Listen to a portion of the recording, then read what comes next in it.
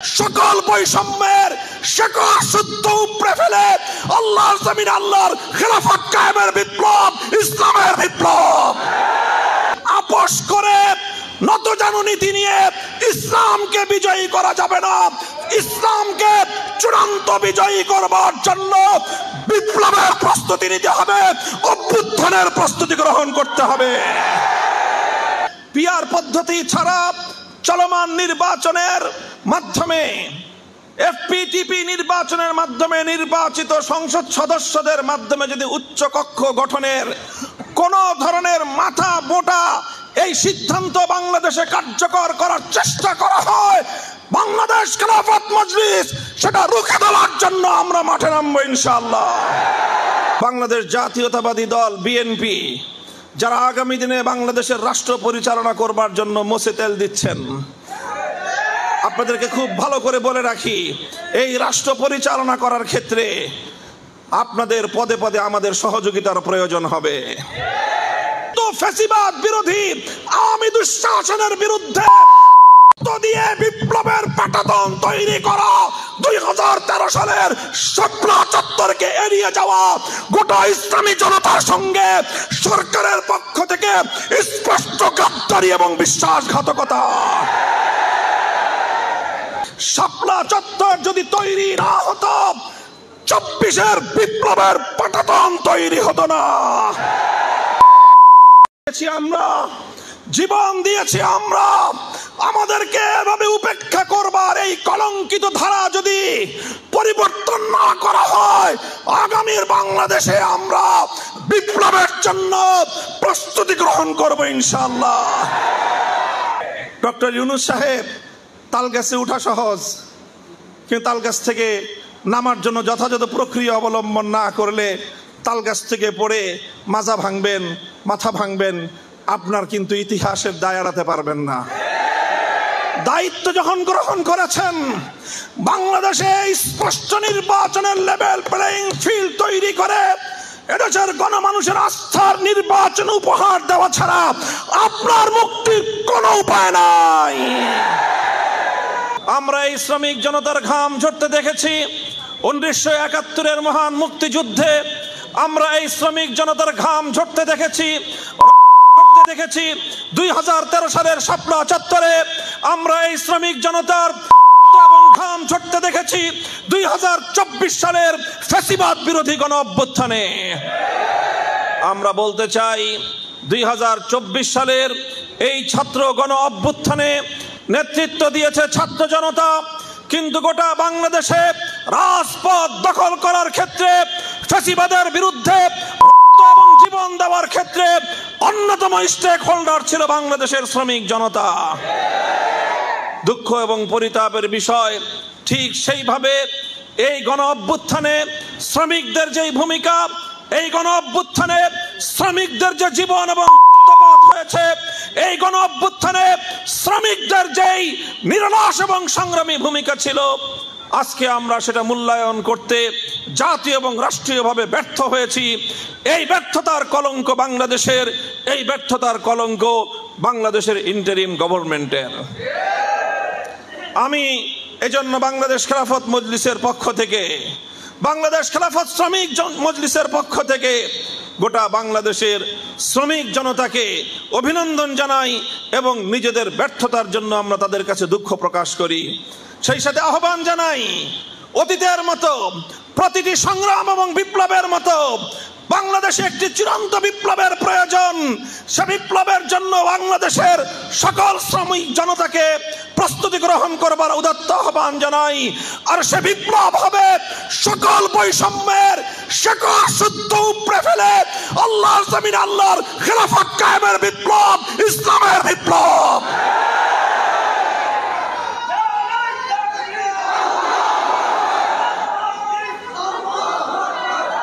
সংগ্রামী সাথী ও বন্ধুগণ, বাংলাদেশ খেলাফত শ্রমিক মজলিসকে সে ঐতিহাসিক দায়িত্ব পালন করতে হবে। এদেশের প্রতিটি সেক্টরের শ্রমিক জনতাকে ঐক্যবদ্ধ করতে হবে। পরিবহন শ্রমিক, নৌ শ্রমিক, রেল শ্রমিক, নির্মাণ শ্রমিক, গার্মেন্টস শ্রমিক, রাজমিস্ত্রি শ্রমিক এবং প্রত্যেকটি সেক্টরের হোটেল রেস্তোরাঁ শ্রমিক, সকল শ্রমিকদেরকে ঐক্যবদ্ধ করে বিপ্লবের জন্য প্রস্তুত করতে হবে। মনে রাখতে হবে, আপোষ করে নতজানু নীতি নিয়ে ইসলামকে বিজয়ী করা যাবে না। ইসলামকে চূড়ান্ত বিজয়ী করবার জন্য বিপ্লবের প্রস্তুতি নিতে হবে, অভ্যুত্থানের প্রস্তুতি গ্রহণ করতে হবে।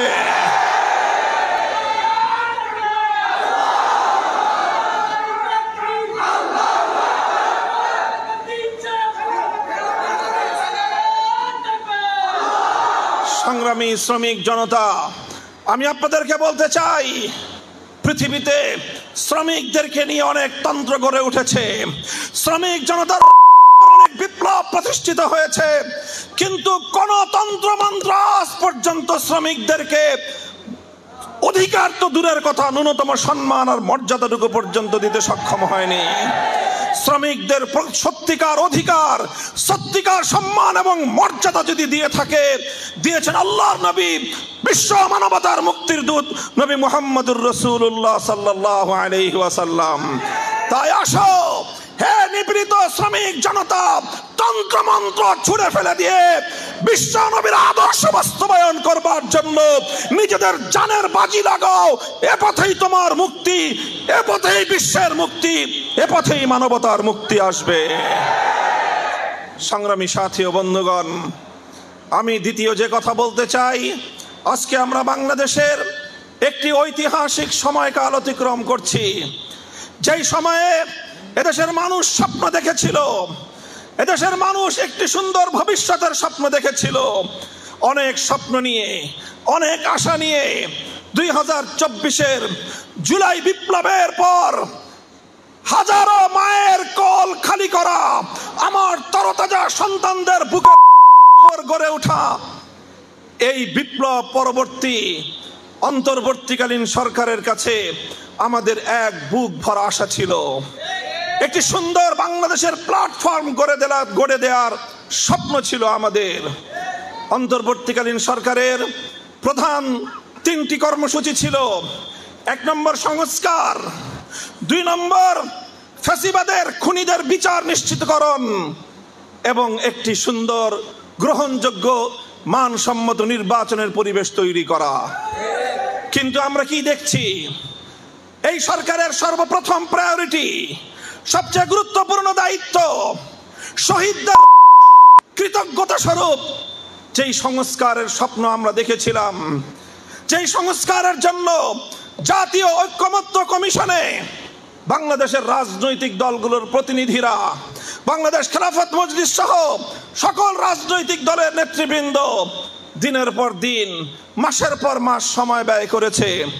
কিন্তু এই সব ত্যাগ আর কোরবানি অংশগ্রহণের পর সত্যিকার কথা বলতে গেলে বলতে হয় যে আজকের ইন্টারিম সরকার, অন্তর্বর্তীকালীন সরকার কাঙ্ক্ষিত মানের তো দূরের কথা, ন্যূনতম সংস্কারের দাবি, জাতির প্রত্যাশা পূরণ করতে সম্পূর্ণরূপে ব্যর্থ হয়েছে। পুম্বা কুজা কুজা নিহাম তানহামা দাগ দাগ সুদ, সারা শরীরেই ক্ষত, আমি মলম আর পট্টি কোথায় বাঁধবো?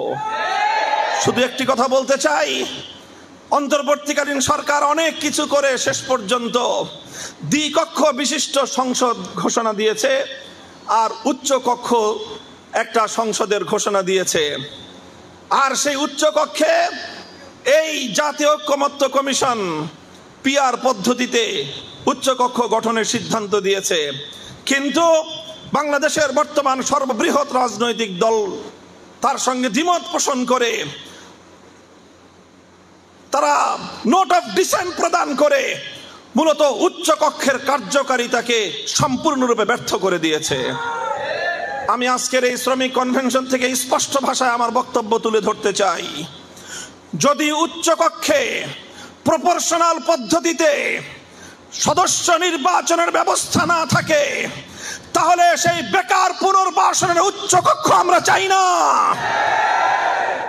আমরা উচ্চ কক্ষ বাস্তবায়ন দেখতে চাই শুধুমাত্র সেক্ষেত্রে যদি উচ্চ কক্ষ পিআর পদ্ধতিতে নির্বাচনের ব্যবস্থা হয়। আর যদি উচ্চ কক্ষে পিআর পদ্ধতি ছাড়া চলমান নির্বাচনের মাধ্যমে, এফপিটিপি নির্বাচনের মাধ্যমে নির্বাচিত সংসদ সদস্যদের মাধ্যমে যদি উচ্চ কক্ষ গঠনের কোন ধরনের মাথা মোটা এই সিদ্ধান্ত বাংলাদেশে কার্যকর করার চেষ্টা করা হয়, বাংলাদেশ খেলাফত মজলিস সেটা রুখে দেওয়ার জন্য আমরা মাঠে নামবো ইনশাআল্লাহ। আমরা সরকার ছাড়া অন্য কোনো পক্ষকে অ্যাড্রেস করতে চাই না, রাজনৈতিক শিষ্টাচার রক্ষা করে আমরা কথা বলতে চাই। তবে আমরা মনে করি বাংলাদেশ জাতীয়তাবাদী দল বিএনপি যারা আগামী দিনে বাংলাদেশের রাষ্ট্র পরিচালনা করবার জন্য মোছে তেল দিচ্ছেন, আপনাদেরকে খুব ভালো করে বলে রাখি, এই রাষ্ট্র পরিচালনা করার ক্ষেত্রে আপনাদের পদে পদে আমাদের সহযোগিতার প্রয়োজন হবে। যদি আমাদের সহযোগিতার কথা চিন্তা করেন, তাহলে জাতীয় প্রত্যাশা যদি আপনারা পূরণ করতে না পারেন, মনে রাখবেন জুলাই আগস্ট বিপ্লবের মতো আমরা আবার রাজপথে নামবো। আমরা অস্ত্র জমা দিয়েছি, ট্রেনিং জমা দেই নাই। সেই কথা ভালো করে মনে রাখবেন। এই জন্য উচ্চ কক্ষ যদি তৈরি করতে হয়, তাহলে পিআর পদ্ধতিতে, যেটা প্রকৃত অর্থবহ একটি উচ্চ কক্ষ হতে পারে, সেইভাবে যদি উচ্চ কক্ষ গঠন না করা হয়, তাহলে এই দুর্বল আর গরিব রাষ্ট্রের উপর নতুন করে আরো 100 এমপি পালন করবার, তাদের ভরণ পোষণ, তাদের বিলাসিতার ভোগ্য সামগ্রী সরবরাহ করবার এই বোঝা আমার এই দরিদ্র রাষ্ট্রের মেহনতি মানুষের ঘামে গড়া এই রাষ্ট্রের উপর আপনারা চাপিয়ে দেওয়ার কোনো দুরভিসন্ধি করবেন না। পরিষ্কার এটা আমাদের কথা। কাজে আমি বলতে চাই, সংস্কারের জায়গায় আমাদের সবচেয়ে বেশি প্রত্যাশা ছিল নির্বাচন ব্যবস্থায় এমন কোন সংস্কার হবে যেই সংস্কারের মাধ্যমে বাংলাদেশে দীর্ঘদিন ধরে চলে আসা দুর্বৃত্তায়নের রাজনীতির পথ বন্ধ হবে, পেশি শক্তির পথ বন্ধ হবে, ভোট চুরির রাস্তা বন্ধ হবে, কালো টাকার আধিপত্য বন্ধ হবে, সন্ত্রাসবাদের আধিপত্য বন্ধ হবে এবং একটি লেভেল প্লেইং ফিল্ড তৈরি করবার মতো এই সরকার সক্ষম হবে। এমন একটি সংস্কার কার্যকর করেই তারপরে নির্বাচনের ঘোষণা আসবে। এটাই ছিল আমাদের দেশের মানুষের প্রত্যাশা।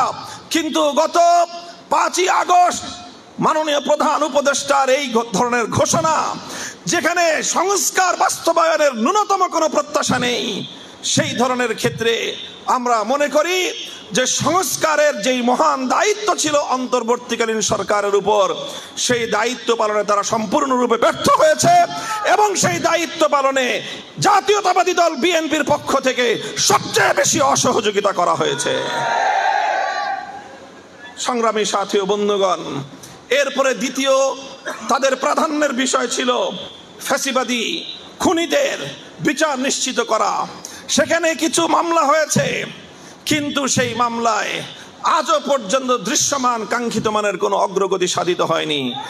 ন্যূনতম একটি মামলায় অন্তত খুনিদের কোনো রায় ঘোষণা করা হয়নি।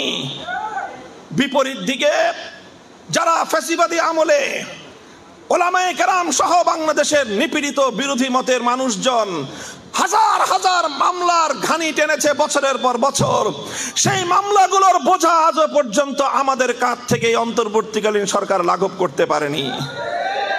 কিছু মামলা প্রত্যাহারের মূল্য ঝুলিয়েছে, আজও পর্যন্ত কোনো সরকারি গেজেট তৈরি করা হয়নি। গুরুত্বপূর্ণ মামলাগুলো, হত্যা মামলা, মিথ্যা হত্যা মামলা, আমার ভাইকে খুন করে আমার বিরুদ্ধে হত্যা মামলা দায়ের করা হয়েছে।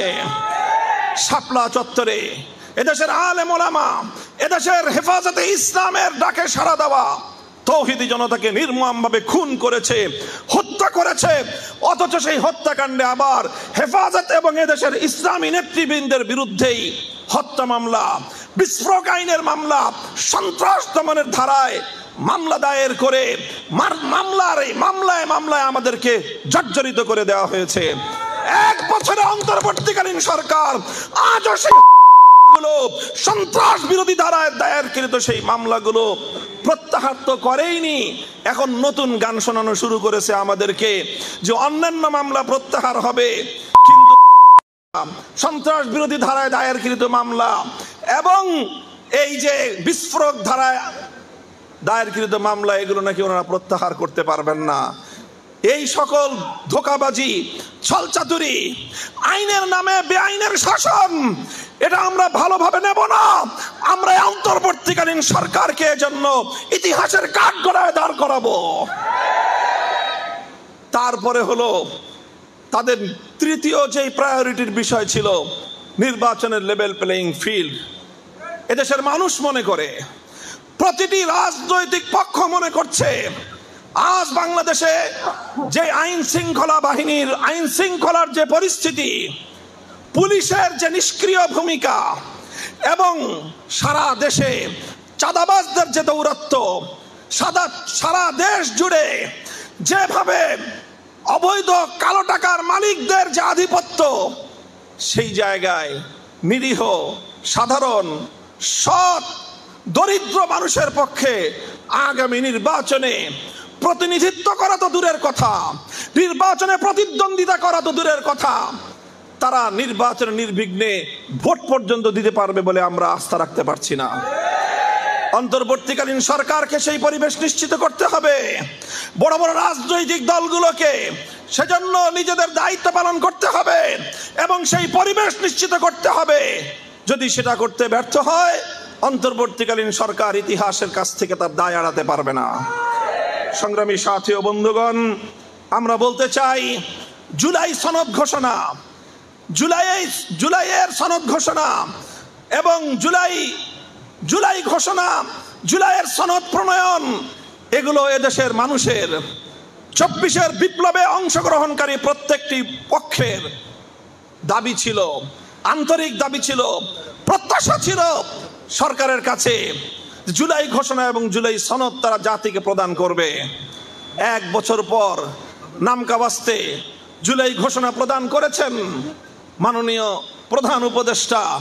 5ই আগস্টের ঐতিহাসিক সময়ে এই ঘোষণা দেওয়ার জন্য আমরা অভিনন্দন জানিয়েছি, কিন্তু একই সঙ্গে চরম ক্ষোভ এবং দুঃখের সাথে আমরা এই ঘোষণাকে প্রত্যাখ্যান করেছি যে এখানে বাংলাদেশের অস্তিত্বের ইতিহাসকে পর্যন্ত যথাযথ মর্যাদা এবং স্বীকৃতি প্রদান করা হয়নি।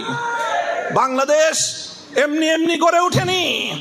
আমরা বলেছি এবং ইতিহাস বলে, তিনটে আধিপত্যবাদের বিরুদ্ধে লড়াই করে আজকের বাংলাদেশ তৈরি হয়েছে। সর্বপ্রথম লড়াই করতে হয়েছে 19 শতকের গোড়ার দিকে, 20 শতাব্দীর গোড়ার দিকে কলকাতার দাদাবাবুদের আধিপত্যবাদকে খর্ব করে পূর্ববঙ্গ পশ্চিমবঙ্গের আধিপত্য থেকে মুক্ত হয়ে বঙ্গভঙ্গের মধ্য দিয়ে বাংলাদেশের স্বাধীন মুসলিম জাতিসত্তা গঠনের সর্বপ্রথম আনুষ্ঠানিক যাত্রা শুরু হয়েছিল। আজ সেই কলকাতার আধিপত্যের বিরুদ্ধে জুলাই ঘোষণায় কোনো ধরনের আকার ইঙ্গিত নাই। 1947 সালে যে ঐতিহাসিক ব্রিটিশ উপনিবেশবাদের বিরুদ্ধে আমাদের পূর্বপুরুষ দিয়ে এই মাতৃভূমিকে ব্রিটিশের আধিপত্য থেকে মুক্ত করেছিল, দিল্লির কাছ থেকে তারা মুক্ত করেছিল, সেই 47-এর কোনো স্বীকৃতি, 47-এর কোনো ঘোষণা জুলাই ঘোষণার মধ্যে অন্তর্ভুক্ত করবার, স্থান দেওয়ার কোনো প্রয়োজনীয়তা তিনি অনুভব করেননি। এরপরে আসলো 1990-এর অভ্যুত্থানের কথা আসে, 1975-এর 7ই নভেম্বর বিপ্লবের কথা আসে, কিন্তু ফ্যাসিবাদ বিরোধী আওয়ামী দুঃশাসনের বিরুদ্ধে বিপ্লবের পাটাতন তৈরি করা 2013 সালের শাপলা চত্বরকে এড়িয়ে যাওয়া গোটা ইসলামী জনতার সঙ্গে সরকারের পক্ষ থেকে স্পষ্ট গাদ্দারি এবং বিশ্বাসঘাতকতা। আজ আমরা স্পষ্ট ভাষায় বলতে চাই, শাপলা চত্বর যদি তৈরি না হতো, 24-এর বিপ্লবের পাটাতন তৈরি হতো না। আমরা জীবন দিয়েছি, আমরা আমাদেরকে এভাবে উপেক্ষা করবার এই কলঙ্কিত ধারা যদি পরিবর্তন না করা হয়, আগামীর বাংলাদেশে আমরা বিপ্লবের জন্য প্রস্তুতি গ্রহণ করব ইনশাআল্লাহ। সংগ্রামী সাথী ও বন্ধুগণ, এই হলো জুলাই সনদের অবস্থা। আর এই জুলাই ঘোষণাকে কেন্দ্র করে তার ক্ষোভ এবং সেটা কতটাই এক পেশে দৃষ্টিভঙ্গির ভিত্তিতে হয়েছে, তার আমরা বাস্তবায়ন দেখতে পেয়েছি। যারা জুলাই যোদ্ধা ছিল, যাদের নেতৃত্বে জুলাইয়ের বিপ্লব সংগঠিত হয়েছে, সেই আত্মাভিমানী ছাত্র জনতা, ছাত্র নেতৃত্ব সেই জুলাই ঘোষণার অনুষ্ঠানকে পর্যন্ত তারা বর্জন করেছে। এটাকে অন্তর্বর্তীকালীন সরকার কোনোভাবে এর দায় এড়াতে পারে না। অন্তর্বর্তীকালীন সরকারের ভাবসাব দেখে মনে হচ্ছে যে এখন তারা কোনোভাবে কোনো এক দলের কাছে বা কোনো একটি পক্ষের কাছে রাষ্ট্র ক্ষমতা গছায় দিয়ে বিদায় নিতে পারলেই যেন বেঁচে যায়। ডক্টর ইউনূস সাহেব, তাল গাছে উঠা সহজ, কিন্তু তাল গাছ থেকে নামার জন্য যথাযথ প্রক্রিয়া অবলম্বন না করলে তাল গাছ থেকে পড়ে মাজা ভাঙবেন, মাথা ভাঙবেন, আপনার কিন্তু ইতিহাসের দায় এড়াতে পারবেন না। দায়িত্ব যখন গ্রহণ করেছেন, বাংলাদেশে স্পষ্ট নির্বাচনের লেভেল প্লেইং ফিল্ড তৈরি করে এদেশের গণমানুষের আস্থার নির্বাচন উপহার দেওয়া ছাড়া আপনার মুক্তির কোনো উপায় নাই। সেই ব্যবস্থা আপনাকে করতেই হবে। নির্বাচনের লেভেল প্লেইং ফিল্ড তৈরি করতে হবে। শাপলা চত্বরের স্বীকৃতি প্রদান করতে হবে। 2009 সালের বিডিআর বিদ্রোহে 57 জন দেশপ্রেমিক সেনা কর্মকর্তার এই দেশ বিরোধী আন্তর্জাতিক আধিপত্যবাদী বাংলাদেশ বিরোধী শক্তির এই বাংলাদেশ বিরোধী ষড়যন্ত্রকে জুলাই ঘোষণার মধ্যে স্থান দিতে হবে। জুলাই সনদ দিয়ে সেটার আইনগত কোনো একটি ডিক্লারেশনের মাধ্যমে, গেজেট প্রকাশের মাধ্যমে, যে কোনো উপায়ে আইনগত একটি ভিত্তি তৈরি করে দিয়ে যেতে হবে। পরবর্তী আপনাদের মনোনীত একটি সরকারের আজ্ঞার উপর, তাদের দয়ার উপর জুলাই যোদ্ধাদেরকে, জুলাইয়ের বিপ্লবীদেরকে আপনারা পেন্ডিং রেখে চলে যাবেন, ইতিহাস আপনাদেরকে ক্ষমা করবে না। কাজেই সেজন্য আমরা বলবো, সংস্কার এবং নির্বাচন বিষয়ক নতুন যে বন্দোবস্ত, যে ব্যবস্থাপনা, সেটার আইনগত ভিত্তি তৈরি করে আগামীর বাংলাদেশে সেটার বাস্তবায়ন নিশ্চিত করাই বর্তমান সরকারের সবচেয়ে গুরুত্বপূর্ণ এজেন্ডা। সেটা যদি করতে ব্যর্থ হয়, তাহলে কাঙ্ক্ষিত মানের নির্বাচন সম্ভব নয়, গ্রহণযোগ্য নির্বাচন সম্ভব নয়, এবং অন্তর্বর্তীকালীন সরকারের ব্যর্থতার গ্লানি থেকে মুক্ত হওয়ার ভিন্ন কোনো রাস্তা নাই। সংগ্রামী সাথী ও বন্ধুগণ, এই পর্যায়ে এসে আমি বাংলাদেশ খেলাফত মজলিসের পক্ষ থেকে আজকের এই শ্রমিক কনভেনশন এবং আমার প্রতিটি সহযোগী সংগঠন এবং সারা দেশের বাংলাদেশ খেলাফত মজলিসের তৃণমূলের সকল নেতাকর্মী, সকল শাখাগুলোকে উদাত্ত আহ্বান জানাতে চাই। বাংলাদেশ খেলাফত মজলিস চলমান এই নির্বাচনী ডামাডোলের মধ্যে, চলমান নির্বাচন কেন্দ্রিক বিভিন্ন বিতর্ক এবং বিভিন্ন বিরোধের মধ্য দিয়ে বাংলাদেশ খেলাফত মজলিস মনে করছে আগামী জাতীয় নির্বাচনে বাংলাদেশ খেলাফত মজলিস 300 আসনে দলীয় প্রতীক রিকশা নিয়ে জাতীয় সংসদ নির্বাচনে প্রতিদ্বন্দ্বিতা করবে ইনশাআল্লাহ। ইতিমধ্যে বাংলাদেশ খেলাফত মজলিস 223টি আসনে তার প্রার্থিতা ঘোষণা করেছে। অবশিষ্ট 77টি আসনের আমাদের প্রার্থিতা ইনশাআল্লাহ তালিকা চূড়ান্ত করার পথে। 300 আসনে প্রার্থী ঘোষণা করে বাংলাদেশ খেলাফত মজলিস তৃণমূল থেকে তার নির্বাচনী কার্যক্রম জোরদার করার মধ্য দিয়ে ইনশাআল্লাহ আগামীর বাংলাদেশকে একটি সুন্দর বিপ্লবের পাটাতন তৈরি করবার জন্য, একটি ভিত তৈরি করবার জন্য বাংলাদেশ খেলাফত মজলিস তার ভূমিকা পালন করবে। সেই ক্ষেত্রে আমরা সর্বশেষ